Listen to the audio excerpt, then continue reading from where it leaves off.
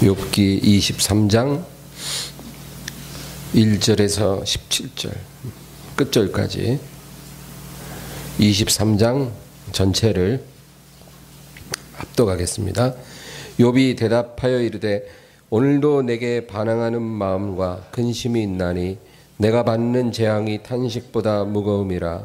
내가 어찌하면 하나님을 발견하고 그의 처소에 나아가랴. 어찌하면 그 앞에서 내가 호소하며 변론할 말을 내 입에 채우고 내게 이르시는 것을 내가 깨달으랴. 그가 큰 권능을 가지시고 나와 더불어 다투시겠느냐? 아니로다. 도리어 내 말을 들으시리라. 거기서는 정직한 자가 그와 변론할 수 있은즉 내가 심판자에게서 영원히 벗어나리라.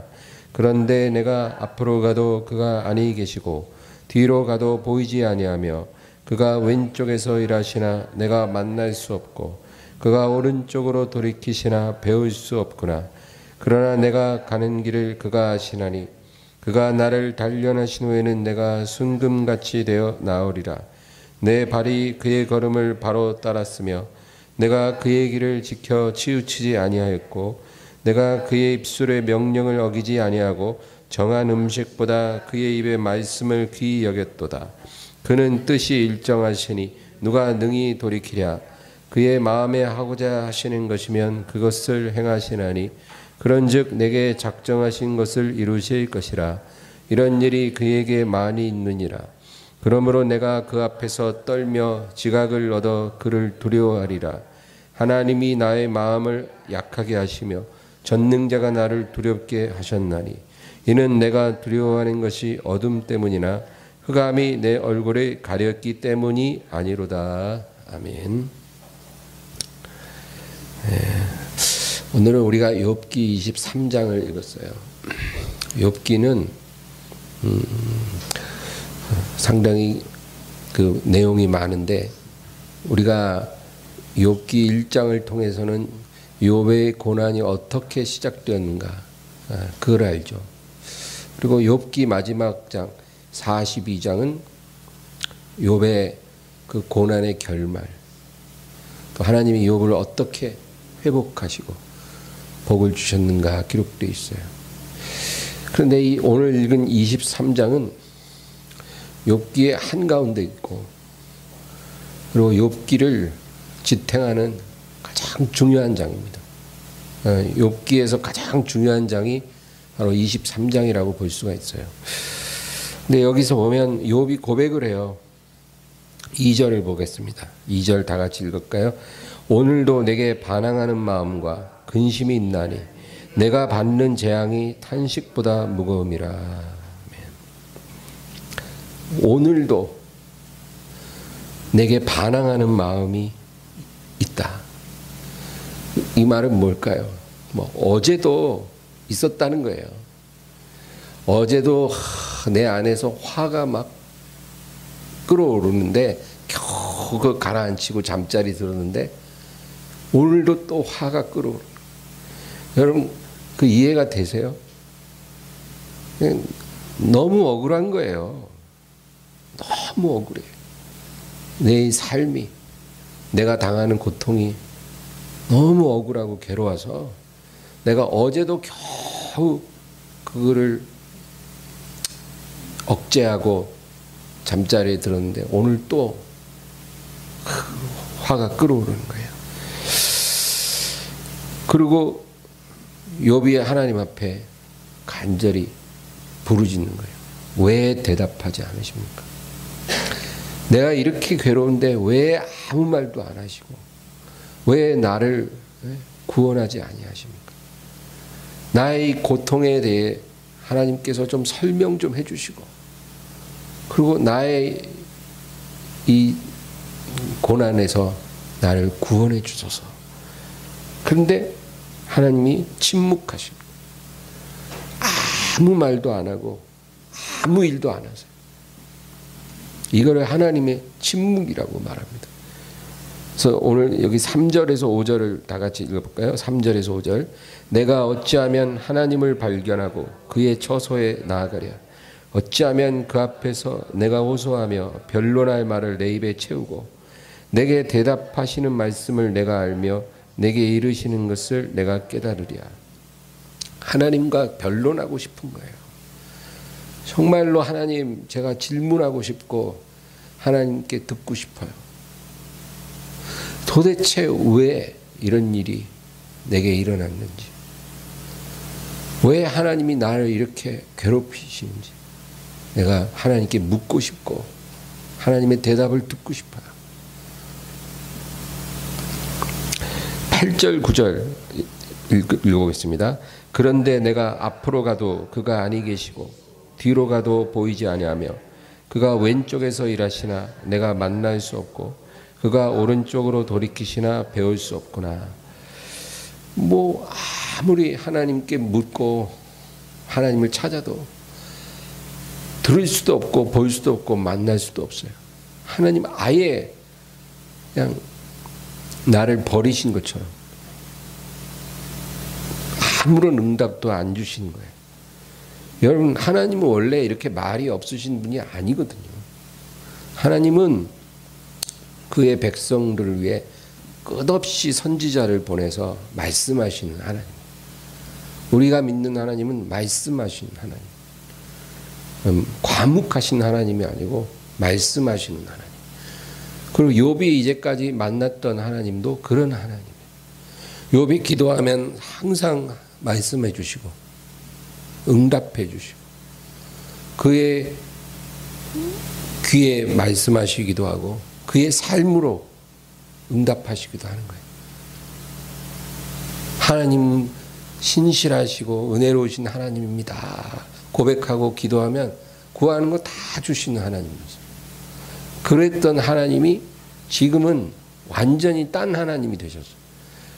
아무리 구해도 말씀하지 않고 구원해 주시지 않는 하나님이에요. 여러분, 하나님이 이렇게 우리의 삶에도 침묵하실 때가 있다라는 것을 우리가 알아야 합니다. 말씀하실 때가 있고 침묵하실 때가 있어요. 침묵하실 때는 어떤 설명도 응답도 해주지 않으십니다. 그런데 이런 시간이 온다는 거예요. 하나님이 이렇게 행하실 때가 있다는 거예요. 그거를 우리가 알면 그 시간을 이길 수 있어요. 애벌레 있잖아요. 애벌레가 그 허물을 벗고 이제 나오면 이제 나비가 돼서 샥 날아가잖아요. 근데 그 애벌레가 허물을 벗기 위해서 막 몸부림을 칠 때 그 벌레가 하나님께 기도를 할 수 있어요. 하나님 도와주세요. 미치겠어요. 힘들어요.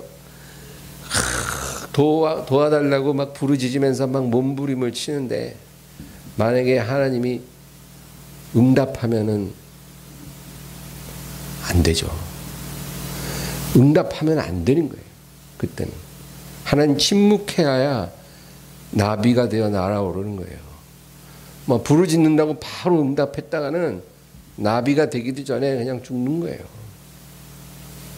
그 하나님이 손 뻗어가지고 그 허물을 샥 벗겨주면 나비가 안 돼요. 하나님의 정한 시간까지 그 애벌레가 몸부림치고 스스로 허물을 벗어야 돼요. 그래야 나비가 되어 나르는 거예요. 그러니까 그 벌레가 아무리 기도해도 하나님의 시간이 될 때까지 하나님 침묵하시는 거예요. 침묵. 조개 안에 모래알갱이가 하나 들어가면 그 조개살이 얼마나 그 알갱이 때문에 괴로운지 몰라요. 그때도 이 조개가 하나님께 주여 제발 이 모래알갱이 다시 내보내주세요. 너무 쓰라려요. 기도하는데 하나님이 응답하면 안 되는 거예요. 침묵하셔야 돼요. 그때는 언제까지 그 모래알갱이 위에 점액질로 다 쌓여서 진주와 알이 될 때까지 침묵해야만 하는 거예요. 그렇지 않고 뭐 괴롭다고 막 기도한다고 하나님이 바로바로 들어주시면 죽도 밥도 안 되는 거예요. 그래서 하나님은 침묵하시는 거예요. 그냥 하나님이 야 나도 좀 쉬자. 그래서 침묵하시는 게 아니고 그것이 필요하기 때문에 그 시간이 필요한 거예요. 하나님에게. 우리를 위해서. 그래서 하나님이 침묵하실 때는 우리도 인내해야 돼요. 별다른 방법이 없어요. 이 구약 성경의 이 이스라엘의 역사는 약 2000년이에요. 그러니까 아브라함부터 예수님 탄생하기 전까지 그 기간을 구약의 이스라엘 역사로 보는데 약 2000년 정도 돼요. 그 2000년 동안 일어난 일들이 구약에 기록되어 있는 거죠. 그런데 여러분 그 2000년 역사 속에 하나님이 침묵하셨을 그 어떤 시간이 두 번 나와요.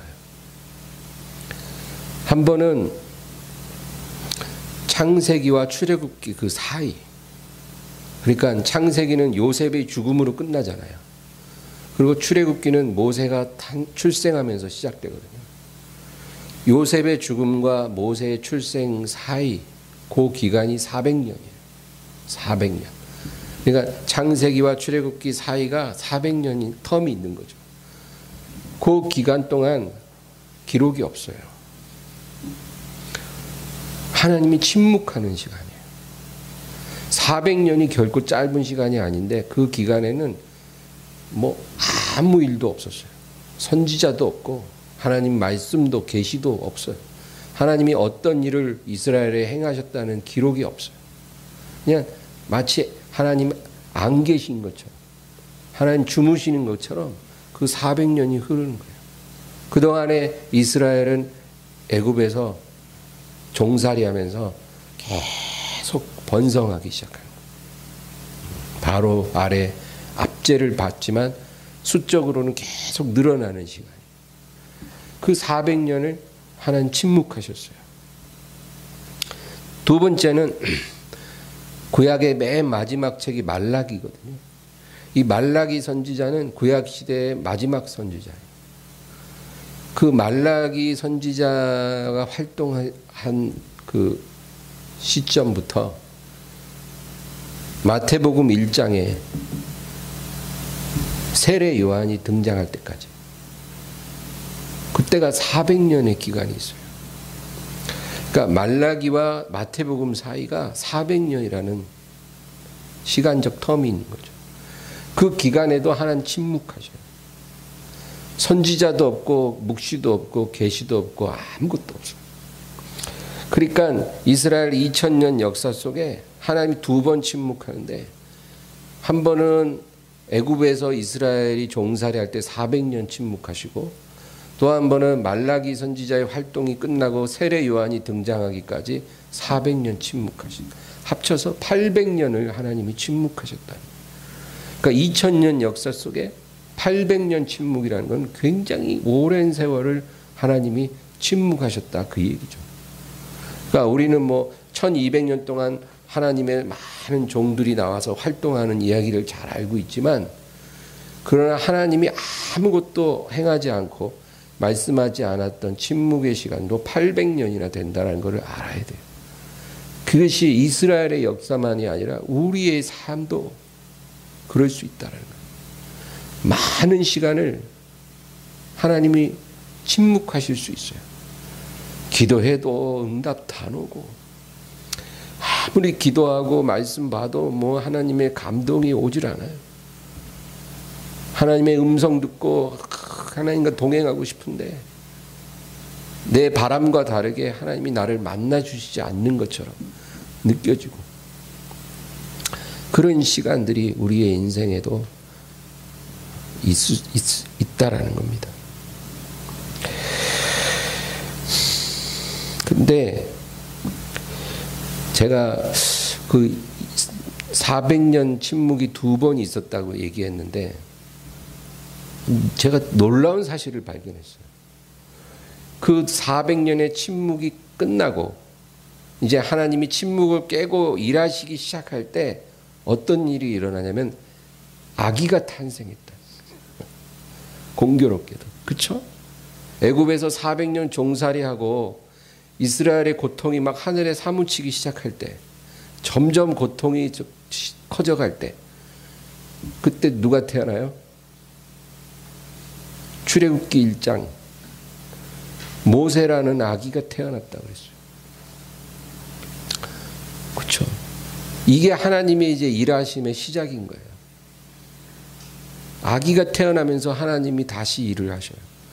그런데 말라기 선지자 예언이 끝나고 세례 요한이 탄생하기까지 400년의 침묵이 있고, 그러고 나서 누가 태어나요? 예수 그리스도가 태어나잖아요. 그리고 또 놀라운 거는 이 공교롭게 겹치는 이 두 아기의 출생이 일어났을 때 그 아기를 죽이기 위해서 아주 안 좋은 일들이 일어났다.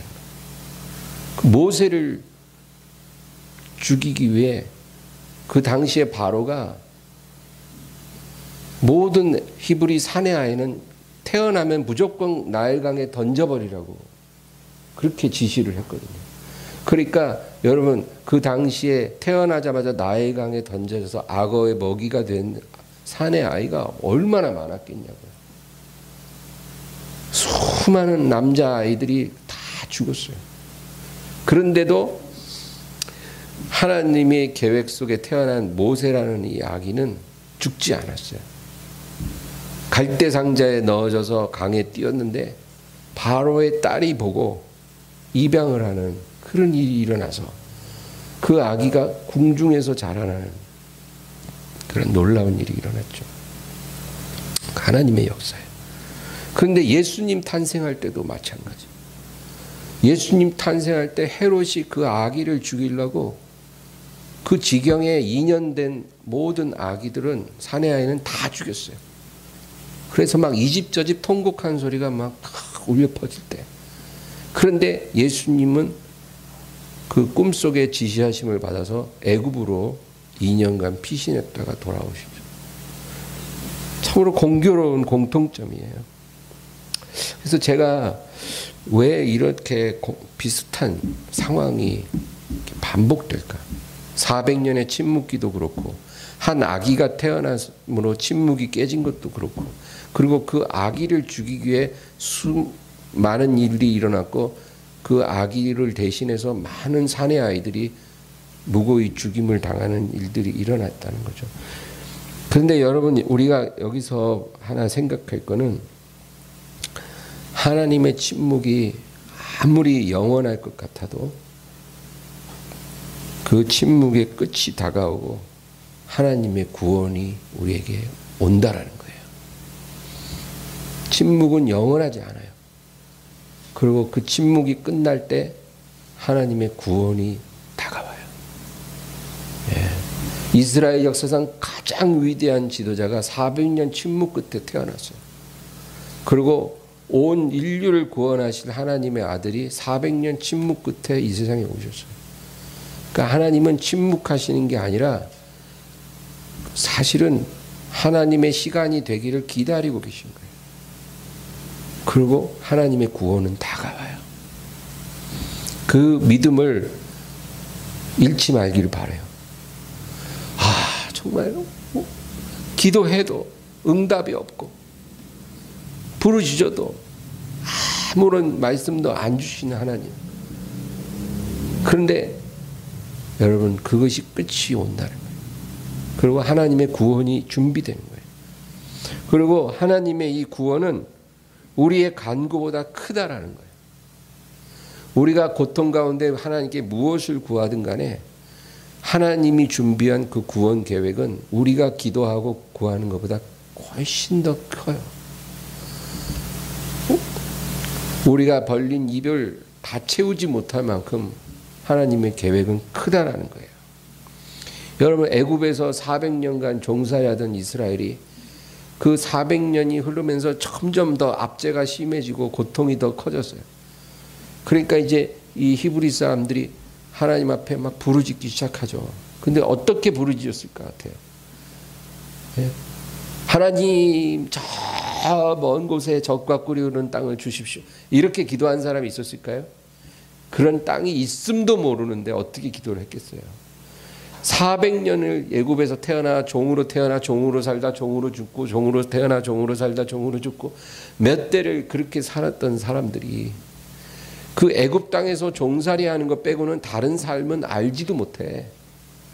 그런데 문제는 그냥 종으로도 살만한데 바로가 점점 더 막 압박을 하는 거야. 하루에 벽돌 8장씩만 만들면 집에 가서 쉴 수 있었는데 갑자기 10장씩 만들려고 그러고, 그 다음에 막 12장을 만들려고 그러니까 이제 점점 살 수가 없는 거예요. 너무나 막 삶이 고달퍼지는 거예요. 이제는 뭐 도저히 뭐 삶의 소망도 기쁨도 없어. 이럴 때 이스라엘이 어떻게 기도했겠냐고요. 하나님 제발 저 바로의 마음을 녹여주셔서 다시 옛날처럼 하루에 8장씩만 만들게 해주세요. 다시 옛날로 돌아가게 해주세요. 저 바로의 마음이 우리에게 너그러워져서 8장만 만들고 살게 해주세요. 이렇게 기도했을 거 아니에요. 그리고 정말 그 응답조차도 이루어진다면 기적이라고 말할 거라고요. 그런데 하나님은 그런 응답을 준비하신 하나님이 아니었어요. 모세라는 아기가 태어나게 하시고 그 아기가 자랄 때까지 침묵하셔요. 이스라엘에게 침묵하고 모세에게 침묵하고, 그가 80이 됐을 때 이제 말씀하기 시작하는데, 하나님이 내가 너를 이 바로에게 보내 하루에 벽돌 8장씩만 만들라고 지시하노라. 이러시지 않았단 말이에요. 그 오랜 침묵 끝에 하나님이 주신 해답이 다시 옛날처럼 하루 8장씩만 만들지니라. 그게 아니었다는 거죠. 하나님 뭐라 그랬어요? 내가 너를 바로에게 보내 고통당하는 내 백성을 이끌어내고 그 애굽 땅에 나의 권능을 나타내어 바로가 너희를 내보내게 하리라. 너희들은 광야로 들어가 요단강 건너 젖과 꿀이 흐르는 약속의 땅에 들어가 거기서 나를 영원히 기뻐하고 섬기게 하리라. 아무도 너희를 압제할 자가 없을 것이고 나는 너희 하나님이 되고 너희는 나의 백성이 되어 너희가 나를 경배하게 되리라. 하나님이 보여주신 이 소망은 이스라엘이 부르짖었던 그 기도하고는 차원이 다른 거예요. 아무도 그렇게 기도해 본 적이 없음에도 하나님은 너무나 놀라운 꿈을 모세를 통해서 제시해 주신 거예요.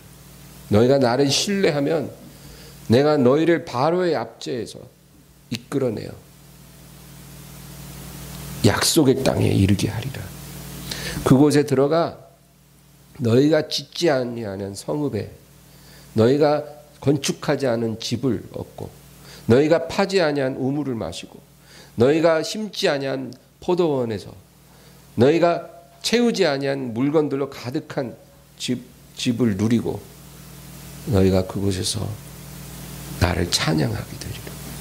너희가 수확을 하면 그 곡식이 너무나 풍성해서 너희가 새로 추수한 곡식을 먹기 위해 전년도에 수확한 그 묵은 곡식을 내버리게 되리라.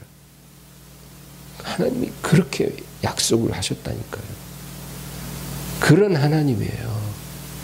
그런데도 그 하나님을 믿질 못해갖고 10번이나 너희가 광야에서 나의 진노를 격발시켰느니라. 하나님이 그렇게 야단치실 정도로 이스라엘은 하나님을 아프게 했다. 여러분, 신구약 중간기에도 마찬가지예요. 그 당시에 예수님 탄생하기 전에 이스라엘은 로마의 압제하에 있었어요. 로마 제국이 통치하고 있었다는 거예요. 그때 그 유대인들이 무슨 기도를 했겠어요? 하나님, 저 이사야가 예언한 메시아, 저 선지자들이 예언한 그 메시아를 우리에게 보내주사 우리를 정치적으로 자유케 해주시고 독립을 얻게 해주시고 다윗이 누렸던 그 영광을 다시 재현할 수 있게 해주소서. 그렇게 기도했던 했던 거예요. 다윗과 솔로몬 시대의 그 영광을 허락하소서. 정치적인 메시아를 보내사 우리를 로마의 압제에서 해방시켜 주시옵소서. 그런 기도를 했어요. 그런데 하나님이 한 아기를 우리에게 주셨으니, 그런데 그 아기가 어떤 아기예요? 정치적인 메시아로 오시는 아기가 아니라 온 세상 죄를 지고 가는 하나님의 어린 양 오신 하나님의 아들이, 그저 이스라엘이라는 한 민족을 정치적으로 로마로부터 자유케 하는 그런, 요즘 말로 하면 유력한 대선 후보자가 아니고 온 인류의 죄를 십자가에서 도말하는 하나님의 위대한 구원 계획을 이룰 그런 분으로서 하나님이 예수님을 보내주셨다는 거예요. 그러니까 제가 말하고 싶은 게 뭐냐면은, 하나님이 오래 침묵하실 때는 우리가 바라고 구했던 그 어떤 것보다도 더 크고 놀라운 하나님의 응답이 예비된다는 거예요. 믿으시기 바랍니다. 너는 내게 부르짖으라. 내가 내게 응답하겠고 네가 알지 못한 크고 비밀한 일을 내게 보이리라. 네가 알지 못하는 크고 비밀한 일을 보여주리라. 그게 하나님이 일하시는 방법이에요.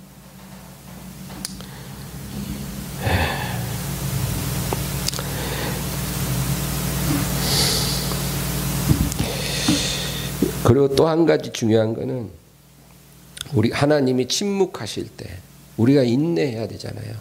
그러면 그 시간이 너무 힘들어요. 그리고 우리가 많은 것을 잃어버려요. 인내하면서 많은 걸 잃어버리게 돼요. 그러니까 괴로운 거죠. 그런데 우리가 잃어버릴 때 잃어버리기만 하는 게 아니라 그 잃어버림 속에 하나님이 우리에게 부어주시는 게 있다라는 거예요. 그것 또한 잊지 말아야 돼요. 침묵이 시간이 길어지고 그 기간 동안 많은 고난을 겪으면서 내 명예도, 내 자존감도, 내 물질도, 내 건강도, 모든 행복도 다 상실하는 그런 일을 우리가 겪을 수 있는데, 그렇게 이뤄지는 것만이 아니라 그 이뤄짐을 통해 새롭게 부어주시는 게 있다라는 거, 그거 우리가 알아야 돼요. 하나님이 절대로 우리 것을 가져가기만 하시는 게 아니라 가져가면서 뭐 주시고 가셔요. 가져가면서 뭐 주시고 가셔요. 그러니까 하나님이 내게서 뭐 가져가는가 그거 신경 쓰지 말고, 하나님이 내게 있던 거 가져가실 때 나한테 뭐 주고 가시는가, 그거 우리가 바라봐야 돼요. 여러분, 우리가 잠을 잘 때 있잖아요. 매일매일 잠을 자는데 이 잠이 얼마나 우리에게 소중한 건지 우리가 알아야 돼요. 우리는 잠자는 거를 그냥 시간을 잃어버린다 생각하기 쉬워요. 뭐 6시간, 7시간 동안 죽은 듯이 자면 뭐 그 시간 동안 우리가 아무것도 못하니까 뭐 일도 못하고 돈도 못 벌고 뭐 아무것도 못하는 거 아닌가? 그렇지 않죠. 아무것도 못하는 것 같아도 그 아무것도 못하고 죽은 듯이 누워있는 그 시간이 없으면 우리 못 살아요. 그 의학자들이 뭐라 그러는지 아세요? 우리가 수면을 취하면 우리 몸에서 호르몬 변화가 일어났대요. 그래서 좋은 호르몬이 막 생겨나서 우리를 건강하게 만들어준대요. 그 자는 시간에. 그리고 우리 혈액이 정화되고, 그리고 우리의 뇌가 깨끗하게 청소가 된대요. 그래서 이렇게 잠을 매일매일 자주지 않으면 사람이 정상적으로 건강을 유지할 수가 없다라는 거예요. 그러니까 이 잠은 그저 아무것도 못하고 잃어버리는 시간이 아니고 엄청나게 유익한 것이 우리의 몸에, 우리의 정신에 채워지는 시간이에요. 플러스 되는 시간이에요. 플러스. 그래서 잠을 하나님이 우리에게 주시는 거예요. 사랑하는 자에게 잠을 주신다. 우리 시간을 빼앗으려고 그런 게 아니라 우리에게 좋은 거를 주시려고, 건강도 주고 행복감도 주고 평안함도 주시려고 우리에게 잠을 주시는 거예요. 전날 저녁에 막 남편하고 막 언쟁하다가도 막 부부싸움하고 말다툼할 때는 막 진짜 딱 죽었으면 좋겠을 만큼 마음이 막 괴로웠는데 한 7시간 푹 자고 일어나면 그것도 또 살 것 같아. 저 인간 참 품고 살아야지. 또 이런 마음도 들어와요. 그 7시간에 마법과 같은 일이 일어나는, 악한 독소를 다 빼버리고 우리에게 온유한 마음을 하나님이 넣어주는 시간이에요. 그 괴로움도, 그 고통의 기억도 잠잘 때 하나님이 싹 중화시켜버려요. 그러니까 잠자는 것은 상실의 시간이 아니고 채움의 시간이에요. 잠만 그런 게 아니라 하나님이 침묵하시는 그 인내의 시간이 상실하는 시간이 아니고 채움의 시간이에요, 여러분. 채움의 시간. 직장을 잃어버려서 어쩔 수 없이 엠마오 교회에 나와 기도를 하는 거예요. 그러면 그게 상실의 시간이 아니고 채움의 시간이에요. 갈 데가 없어. 만날 사람도 없어. 코로나 때문에 뭐 할 수도 없어. 그래서 어쩔 수 없이 교회를 갔는데 하나님 말씀하시는 거예요. 그게 물질적으로는 어려움이 좀 있을 수 있어도 영적으로는 채워지는 시간이에요. 하나님이 항상 그렇게 일을 하신다는 거예요. 그래서 어느 시인이 이런 말을 했어요. 하나님은 꽃이 꿀벌에게 꿀을 빼앗기는 순간에도 수정의 신비를 주셨다. 꿀벌이 꽃에 날아와서 그 꿀을 빼앗아 가잖아요. 그러면 꿀 빼앗기는데 빼앗기고 끝나는 게 아니라 그 꿀벌 발에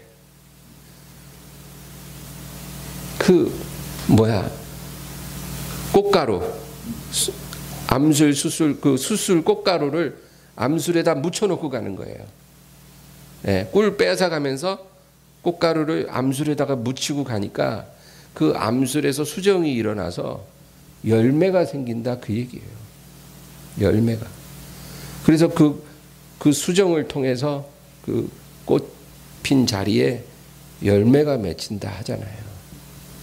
그러니까 얼마나 놀라워요. 이 자연 속에 하나님의 행하시는 일들이 나타나는 거예요. 상실만 하는 사건은 없어요. 상실의 사건이 일어나면 채움이 같이 동시에 발생하는 거예요. 그 신비를 우리가 깨달아야 돼요. 우리 하나님이 사랑하는 자녀에게서 뭘 가져가실 때는 왜 이러세요 저한테? 저 좀 놔두세요 제발. 그런 말 하지 말고 하나님이 뭘 채우시려나 보다. 내게 뭐 주고 싶으신가 보다. 그렇게 생각해야 돼요. 그게 성경적인 인생관이에요. 그래서 욥이 고백을 하는 거예요. 하나님의 침묵이 기약 없이 영원해 보이지만 이 길 끝에 반드시 나를 놀라게 하실 것이다. 그 고백을 하는 거예요. 우리 10절 읽어볼까요? 10절. 그러나 내가 가는 길을 그가 아시나니 그가 나를 단련하신 후에는 내가 순금같이 되어 나오리라. 내가 가는 길을 그가 아신다, 이 말은 나의 이 인내의 시간, 하나님이 내게 침묵하시는 시간이 언제 끝날지 하나님만 아신다, 그 얘기예요. 하나님이 아신다. 그리고 그가 나를 단련하신 후에 내가 정금같이 나오리라. 그 고백을 하는 거예요. 그러니까 처음에는 뭐 오늘도 내게 근심이 있고 억울함이 있고 반항하는 마음이 있고 이렇게 말했던 욥이지만 중간쯤 10절에 가서는 다른 말을 하는 거예요. 나의 인내가 언제 끝날지 주님만이 아십니다. 그리고 13절 14절을 읽어볼까요? 그는 뜻이 일정하시니 누가 능히 돌이키랴. 그의 마음에 하고자 하시는 것이면 그것을 행하시나니 그런즉 내게 작정하신 것을 이루실 것이라. 이런 일이 그에게 많이 있느니라. 아멘. 그는 뜻이 일정하시니 누가 능히 돌이키랴. 누가 하나님의 계획을 바꿀 수 있는가? 아무도 없다라는 거예요. 하나님은 그 뜻이 딱 정해지면 아무도 그 뜻을 돌이킬 수 없고 그 마음에 하고자 하시는 것이면 그것을 하시나니 그런즉 내게 작정하신 것을 이루시리라.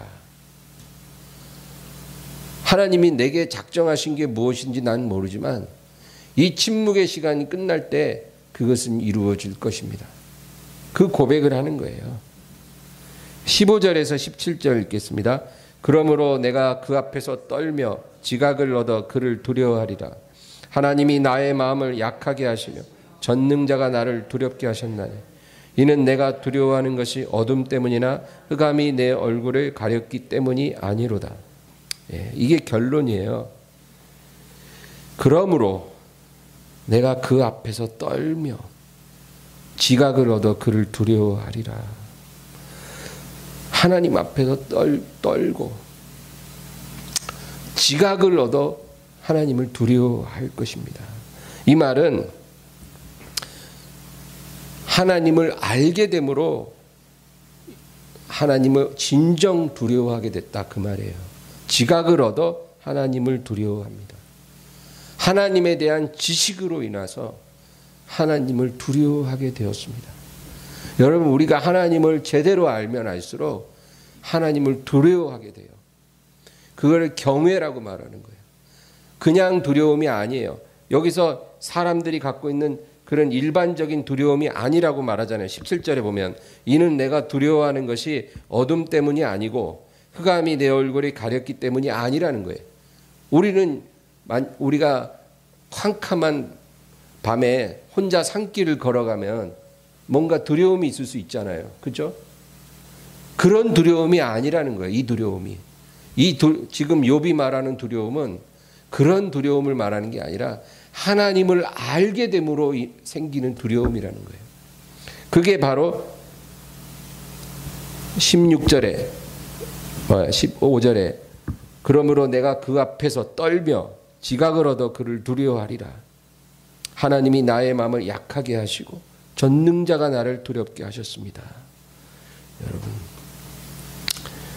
그러므로 이 욥이 결론으로 고백하고 있는 것이 내가 이 하나님의 나에 대해서 오랜 침묵하시고 왜 이런 재앙이 이 시련이 우리 가정에 내게 임했는지 내게 말씀하시지 않고 내게 응답하시지 않고 나를 건지시지도 않는 이 고통의 시간이 영원할 것 같지만 결코 그것은 영원하지 않고 언젠가 끝이 날 것이고 그 길의 끝에서 나는 하나님을 보게 될 것이고 그리고 하나님을 알게 될 것이고 그 하나님에 대한 지식으로 인하여 내가 하나님을 두려워하고 예배하게 될 것입니다.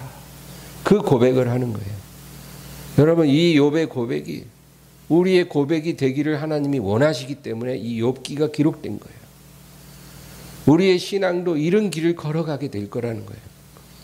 욥같이 그렇게 드라마틱하고 극단적인 시련은 아닐지라도, 그렇죠? 10명의 자녀가 하루에 다 죽고 그 억만장자였던 욥의 재산이 하루에 다 사라지고 이런 극단적인 일은 일어나지 않을지라도 이런 방향으로 우리 삶을 인도하실 수도 있다라는 거예요.